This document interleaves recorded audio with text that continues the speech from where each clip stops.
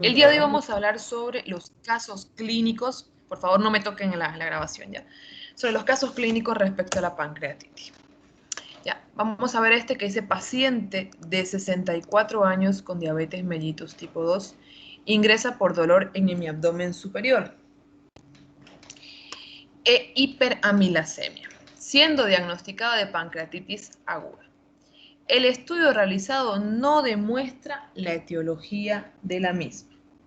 Ya. A las 3 semanas de evolución de la enfermedad, encontrándose asintomática, la ecografía abdominal evidencia una colección líquida bien delimitada. ¿De cuánto estamos hablando? De unos 35 por 30 milímetros de diámetro, con características de un pseudoquiste pancreático. ¿Qué conducta es la más apropiada que se debe seguir con este paciente? Primero, intervención quirúrgica. Segundo, drenaje percutáneo de la colección líquida. Tercero, actitud expectante, seguir la evolución clínica en espera de una resolución espontánea. O realizar una punción aspiración percutánea dirigida por ecografía para el análisis de la colección. En último caso, un drenaje endoscópico del pseudoquiste. Vamos a ver quiénes son los últimos en incorporarse. Y no me aparece aquí quiénes son los últimos. A ver, ¿quién se anima a elegir una respuesta, un enunciado? Uno de los que está con no molestar. Pamela Herrera, cuénteme, ¿cuál usted cree que es la posible respuesta en este paciente?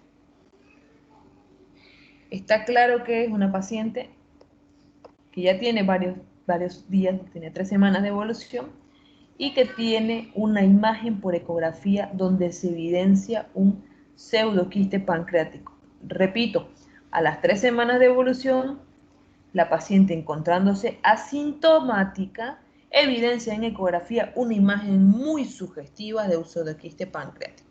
¿Cuál es la conducta a seguir?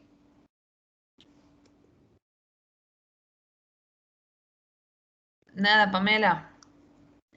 Ricardo, a ver, salva el grupo, Ricardo Crespo.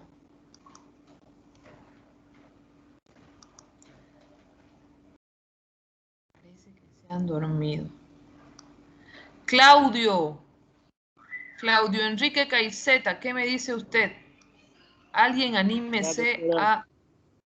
Hola, ¿cómo está? Qué bueno. ¿Qué inciso? Doutora, mi internet está muy mala. No escuché derecho.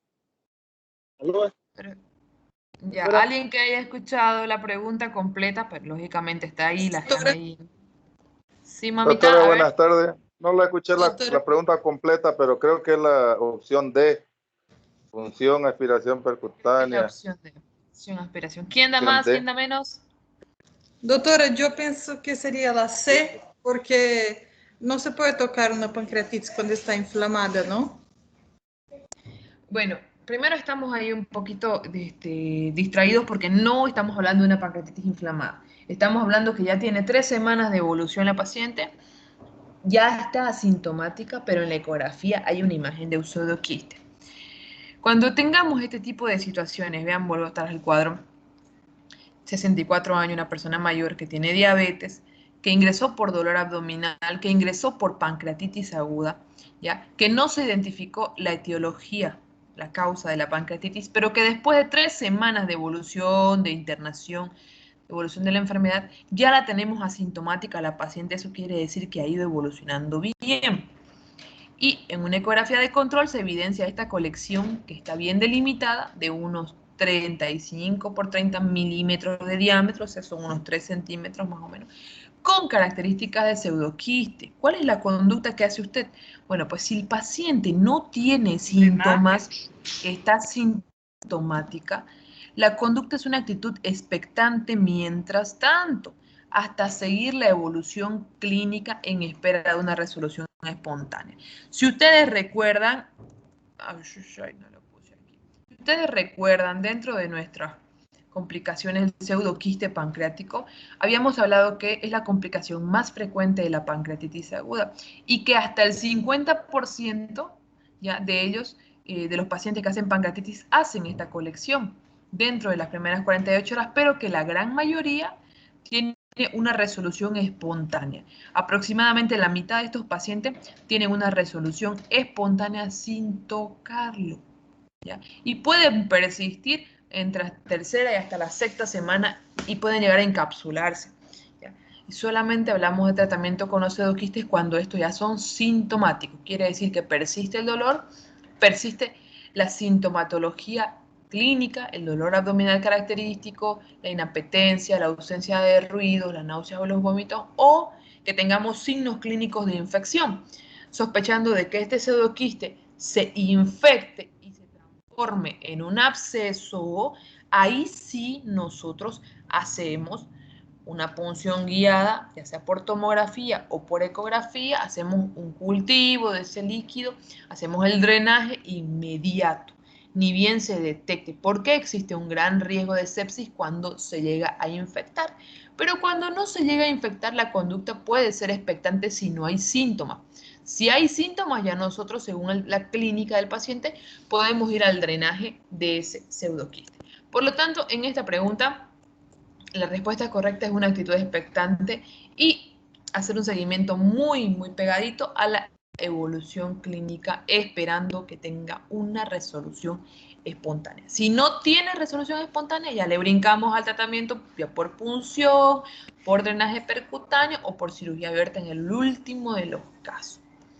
Okay. Aquí vemos otro, este es un varón de 45 años que acude a emergencia porque lleva más de 6 horas con dolor abdominal.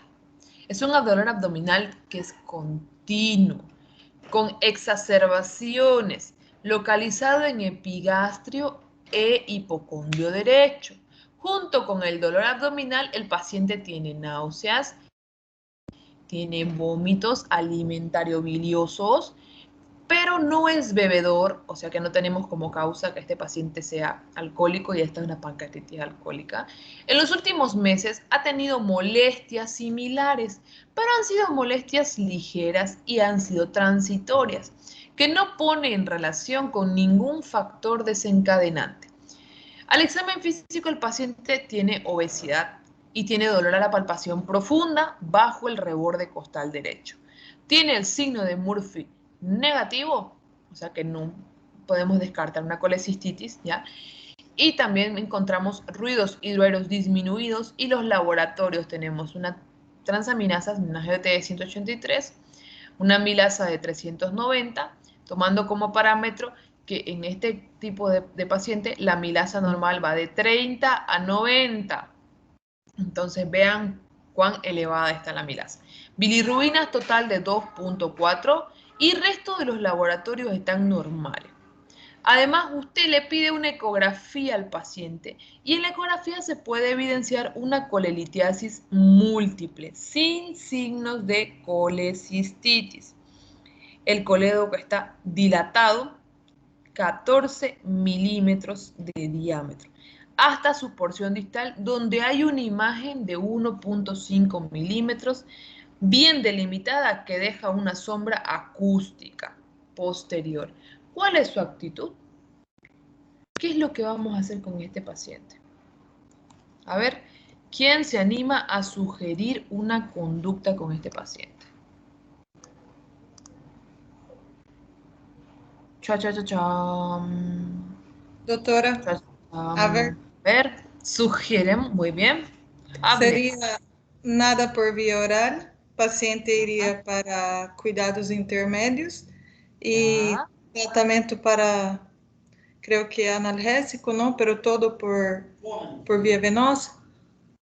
Y Va tibio, jalana tibio. Primero, vamos a dar unas opciones. Usted sugiere tratamiento conservador hasta que se resuelva la pancreatitis, porque está claro que es una pancreatitis. Si yo le digo que tiene amilasa entre 30 y 90 como valor normal de referencia en el laboratorio, 390 estamos hablando de un valor 4 veces por encima del valor máximo aceptado. Tiene un poco elevadas las transaminasas y tiene unas bilirrubinas elevadas. Entonces, Estamos con la clínica, el dolor y además el laboratorio sugestivo de una pancreatitis. ¿Pero qué es lo que va a hacer usted? Tratamiento conservador, laparotomía con colecistectomía y exploración del colédoco, ERCP con papilotomía para extraer el cálculo y posteriormente hacer una colecistectomía programada, ácido ursodeocólico a dosis de 300 miligramos cada 8 horas por vía oral o litotricia biliar con ondas de choque. Aquí como que hay algunas cosas que yo no les he mencionado, por ejemplo esta, porque ya no se usa mucho, porque hay otras técnicas de tratamiento mejor. También esta, pasado al desuso, pero siempre ustedes van a tener la posibilidad de que le diga, y si le da la tabletita para que deshaga las piedras, ustedes tienen que ver que hay otras técnicas que se pueden utilizar, ¿no? Entonces, en este tipo de paciente, donde tenemos clínicamente instaurada una pancreatitis, ¿qué es lo que yo voy a hacer? Muy bien, dijo a su compañera, hay que pasar a unidad de cuidado intensivo, hay que hacer una buena hidratación y una buena analgesia a este paciente, perfecto. Pero vean, dice que este paciente ha tenido, no es bebedor, y en los últimos meses ha tenido molestias similares, ¿ya? Entonces, la pancreatitis, primero que hay que hacer, identificar si es o no es pancreatitis, hacer diagnóstico. Segundo, ¿qué es lo que tenemos que hacer? Identificar el origen de la pancreatitis. Si me dice que no es bebedor, entonces yo descarto la opción de que sea una pancreatitis alcohólica. ¿Y cuál es la principal causa de pancreatitis, se acuerdan? ¿Quién se acuerda cuál es la principal causa de pancreatitis? La de origen. Vamos, despierten, niños. El ¿Cuál es la colesterol elevado, doctora, sería los triglicéridos. No es la principal causa. Es causa, pero no es la principal. ¿Cuál es la principal causa de pancreatitis aguda? Serían por cálculos biliares, doctora. Muy bien, Gabriel, de origen biliar. Entonces, si usted viene aquí, ¿qué es lo que me está diciendo esto? Que en los últimos meses ha tenido molestias similares, pero más ligeras, y esta vez le vino más fuertecito. Y además, en la ecografía dice que hay colelitiasis múltiple. Entonces, ¿cuál es la causa en este paciente? De origen biliar. Y cada vez han venido los cálculos, los cólicos biliares en este paciente, porque dice que en los últimos meses ha tenido molestias similares, pero que ahora se ha puesto más fea la cosa. ¿Y por qué será que se ha puesto más fea la cosa? Porque aquí me menciona que en la ecografía, ¿ya? Dice que no hay inflamación, pero que la vesícula tiene colelitiasis múltiple y que además el colédoco dilatado y que en su porción distal hay una imagen bien delimitada que deja sombra. ¿Se acuerdan que todo lo que dejaba sombra era porque estaba calcificado, no es verdad? Entonces, probablemente hay una piedrita, un lito, dentro del colédoco y que está impactado en su porción distal. Entonces, esta es la causa de la pancreatitis. Esa piedra que está impactada ahí. ¿Y cuál va a ser el tratamiento entonces? Primero identificamos, es una pancreatitis. Segundo, buscamos el origen, ya tenemos el origen, es una pancreatitis biliar, vemos por qué. Y tercero, ¿qué hacemos? Darle solución. Si la causa de la pancreatitis es esta imagen de aquí que está impactada en el colédoco, o sea que tenemos una coledocolitiasis, ¿cuál será el tratamiento? ¿Qué es lo que tengo que hacer yo? ¿Se acuerdan ustedes que cuando llevamos coledocolitiasis aprendimos que una de las complicaciones principales es el desarrollo de pancreatitis? Y hoy estamos viendo la pancreatitis. Entonces, el primer paso que usted tiene que hacer es pedir a ese paciente una ERCP, una colangiopancreatografía retrógrada endoscópica. ¿Ya? ¿Para qué? Para que a través de este estudio, más una papilotomía, que es un pequeño corte a nivel de la papila, la ampolla de Vater, vamos a permitir que se pueda extraer ese cálculo y posteriormente ya se hace la colecistectomía programada cuando el paciente esté un poquito mejor. ¿Por qué tenemos que sacar la piedra? Porque esa es la causa de la pancreatitis. Mientras la piedra esté ahí obstruyendo el colédoco, obstruyendo el lugar, ahí impactada en la ampolla de Vater, va a seguir obstruyendo la salida del flujo, ¿ya?, del conducto de Wilson. No va a vertir el jugo pancreático en el duodeno. Y si no vierte, ¿qué va a pasar? Ese jugo pancreático va a pasar al mismo intersticio del páncreas y lo va a digerir. Por lo tanto, esa es la causa. Y muchos pacientes con este simple procedimiento mejoran considerablemente la evolución de su pancreatitis. No importa cuánto analgesia ni importa cuánta hidratación usted le ponga. Si no saca la piedra y la causa de esa pancreatitis, no va a mejorar el paciente. ¿Okay? Hay que extraer el cálculo. Y el último caso que vamos a ver hoy es el de esta mujer de 45 años que ha presentado varios episodios de pancreatitis aguda y ha sido documentada de forma radiológica con tomografía axial computarizada. Esta señora no ingiere alcohol, ni tampoco está sometida a medicación alguna para que le echemos la culpa a los medicamentos. No refiere antecedentes familiares de enfermedades pancreáticas y sus cifras de colesterol y de triglicéridos siempre han sido normales. En el último ingreso al hospital, exceptuando la hiperamilasemia y una leve alteración de la bioquímica hepática, el resto de los parámetros analíticos fueron normales. ¿Ok? La ecografía abdominal fue, como en las ocasiones anteriores, normal. ¿Cuál de las que se expresan a continuación cree usted que es la causa más probable de pancreatitis aguda en esta paciente? Ahora vamos a ir viendo cada una de las causas que usted sospeche que me está produciendo la pancreatitis. Primero, ¿será que está produciéndose por infecciones virales? ¿Será que es por vasculitis? ¿Por insuficiencia renal? ¿Será una microlitiasis vesicular? ¿O será un hiperparatiroidismo? Si volvemos a la tabla anterior de las causas de pancreatitis, nosotros aprendimos que todas ellas son causas, evidentemente, de pancreatitis, ¿no es cierto? Todas son causas. Entonces, ¿cuál de estas será la que está produciendo el problema en esta señora? ¿Alguien se anima a responder?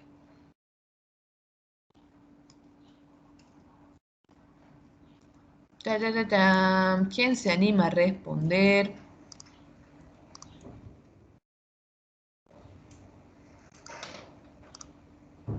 Nadie se anima a responder.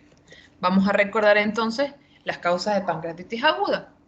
Tenemos causas obstructivas, como son las coledocolitiasis, encabezando, miren, dentro de las causas de origen biliar, ¿no es cierto? Porque pasan las piedritas y me obstruyen el colédoco. Entonces, la principal va a ser la coledocolitiasis. Los tumores pancreáticos o los tumores a nivel de la ampolla de váter, a nivel ampular, los parásitos que a veces quieren subir y también me obstruyen, ¿ya?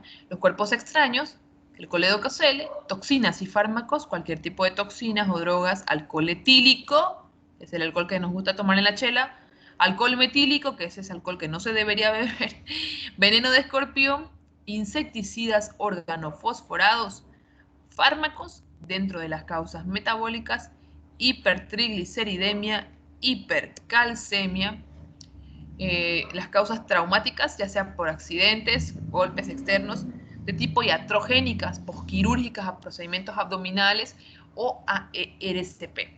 Pueden ser tipo hereditarias, infecciosas, como los virus de la parotiditis, virus de la hepatitis A, virus de la hepatitis B, virus del Stenberg, Coxsackie B, bacterias, parásitos.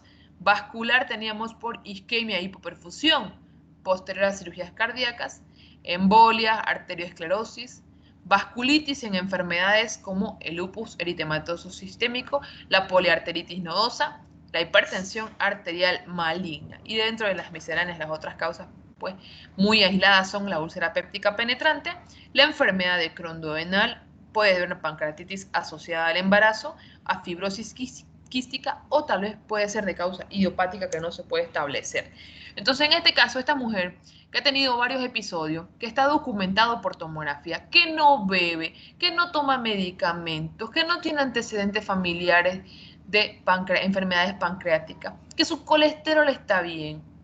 Y en su último ingreso, exceptuando el laboratorio característico en pancreatitis, que es la hiperamilasemia, y una leve alteración de la bioquímica hepática, el resto de los parámetros han sido normales. Y la ecografía abdominal fue, como en anteriores ocasiones, normal. ¿Cuál de aquí usted cree que puede ser la causa más probable de pancreatitis en este paciente? Difícil está esta, vamos, anímense. Pero en lo difícil está lo obvio. Busquemos lo más obvio, chicos. ¿Quién se anima? Vamos, vamos, vamos, vamos. Así tiene que ser la práctica. Problemas, casos de la vida real. Usted tiene que aquí salir resolviendo casos clínicos. A ver, Johan Shiera Elmer, ¿qué me dice? Weberton. Nada. Walter Hoover, a ver, respondamos, vamos chicos, despertemos. Es el último caso. Y con esto pasó de recomendaciones y se acabó la parte más cortita de tema. Insuficiencia renal, doctora. Ya, usted me dice insuficiencia renal, pero sin embargo yo tengo aquí un... Está bien, me encanta que participen, ya, me encanta que participen. No tengan miedo de equivocarse, aquí puede equivocarse, allá afuera con los pacientes está prohibido equivocarse. Miren, dice aquí, exceptuando esto, el resto de los parámetros han sido normales. O sea, si fuera insuficiencia renal, tuviéramos una creatinina o una urea elevada. Infección viral, doctora, ¿no? Si tuviéramos una infección viral, tuviéramos también una alteración a nivel del parámetro de laboratorio. Yo tuviera una linfocitosis, ¿no es cierto? Doutora, Sí. es una microlitíase vesicular. Muy bien, ¿quién fue? ¿Quién fue? A ver. Renan. Renan. Muy bien, Doctora, Renan. es ¿Por única qué? patología ¿Por qué, chiquitos? visible al ataque. Es la patología, es la causa más obvia, más frecuente. En el 90% de los casos estamos hablando de origen biliar. Pero si la ecografía dice que es normal, ¿cuál es la única situación en la que no se van a ver las piedras en la ecografía? Que sean muy pequeñitas al punto en el que ya hayan bajado.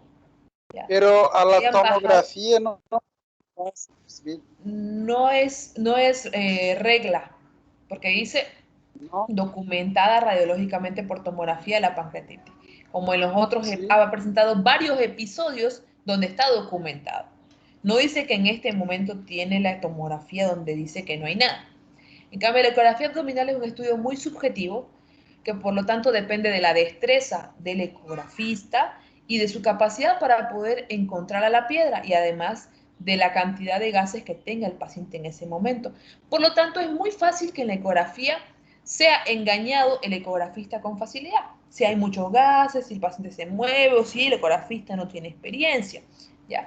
Puede ser que para él esté normal, sin embargo, hay una gran posibilidad de que este paciente haya desarrollado pequeñas piedritas, pequeñitas, de 1, 2, 3 milímetros, pequeñitas, y que esas piedras bajen, ¿me entiende? Bajen y no se permanezcan de manera continua dentro de la vesícula, por eso en la ecografía no las puede ver. ¿Cómo las debería ver? Cuando están impactadas en el colédoco. Pero si son pequeñitas, ¿ya? Probablemente no vayan a hacer que el colédoco dilate, porque el colédoco dilatado es arriba de 7 milímetros. Puede ser que sean pequeñitas y sin embargo van y se impactan directamente en la ampolla de Vater. Ahí en el esfínter de Oddi van y trancan y por eso es que llegan a producir la pancreatitis y no se ve porque están en el tercio inferior del colédoco y puede, y como está en el tercio inferior, vamos a recordar las partes del colédoco, una de las porciones, la última porción del colédoco está dentro de la pared del intestino. ¿Okay? Ahí, entonces probablemente no se ven esas piedritas por los gases que hay en el duodeno. Por lo tanto, no se puede apreciar a veces cuando está la piedrita impactada en la última porción del colédoco, no se ve la mayoría de las veces por los gases que ya hay en el duodeno, ya está encima del intestino. Entonces, en este tipo de situaciones, la microlitiasis vesicular, que es la causa más obvia, puede ser la etiología más probable. No dice que sí o sí sea, la más probable. ¿Ven? Las preguntas siempre son bien subjetivas. Bueno, y vamos a recordar los puntos más importantes de este tema. la causa más frecuente de pancreatitis es de origen biliar. No quiere decir que es la única, ya vimos que hay muchas causas, pero las más frecuentes. La fisiopatología aduce la activación de zimógenos digestivos dentro de las células acinales. Por lo tanto, esta activación de zimógenos me va a producir la degeneración, degradación, autodigestión del páncreas. El 10 a 20% de los cuadros de pancreatitis es grave y representa más de 3.000 muertes al año. La amilasa y la lipasa son muy útiles para el diagnóstico, pero carecen de valor pronóstico.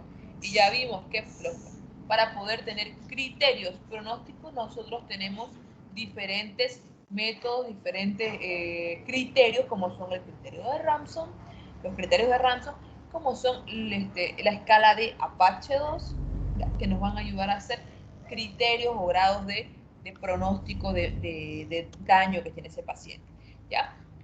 La clasificación de Petrov clasifica la pancreatitis aguda en 4 niveles, basados en ¿qué? En la aparición o no de falla orgánica y las complicaciones locales que tiene el paciente. Preguntas de examen, chicos. Las complicaciones que tiene la pancreatitis son sepsis, choque e insuficiencia respiratoria y renal, y pues como consiguiente la muerte, ¿no es cierto? La infección es una complicación importante de la pancreatitis aguda y es la causa más común de muerte, y en segundo lugar, después de la infección, la necrosis pancreática, ¿ya? Criterios para pedirle a un paciente colangiopancreatografía retrógrada endoscópica son un colédoco dilatado. ¿Cuánto dilatado? Mayor a 7 milímetros. Bilirrubinas elevadas. ¿Cuál de las bilirrubinas? La directa, chicos. Y clínica característica de una coledocolitiasis, como son la ictericia clínica, si usted no tiene la bilirrubina, ictericia clínica, el dolor abdominal, y bueno, si es que hay fiebre, estamos hablando de probablemente una colangitis, y con mayor razón hay que considerar realizar este procedimiento. Preguntas para concluir este tema, háganlas ahora. Oídos.